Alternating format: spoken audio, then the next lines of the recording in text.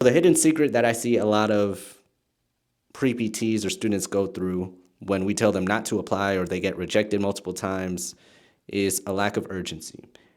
And a lack of urgency, I guess, in a way that does not how do I want to put this? Does not result in a strategic, not necessarily plan, but a strategic way of getting things done in your application that get the result that you want. Basically, here's a scenario. We have a low GPA and we see a GPA that's a 1.7. But what we don't realize is what got us to that 1.7 is what I'm trying to say. Or we have a low GRE score and we see the score that we don't want and we just blame the GRE score, but we don't uncover why we got there or how we got there or what we're lacking to give us that lower score. Or we apply to multiple schools and the schools tell us we don't have the classes that they need, but we don't uncover why we didn't take those classes or what got us to that point. And usually, from what I've seen, the common thread is a lack of urgency.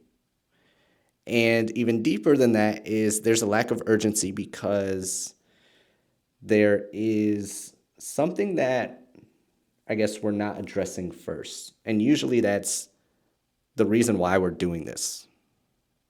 For example, you have a 1.7 GPA and we don't have enough urgency to study as hard as we need to, study when we need to, take the right classes, be intentional with getting the grades we need to get the GPA to get accepted to become a physical therapist.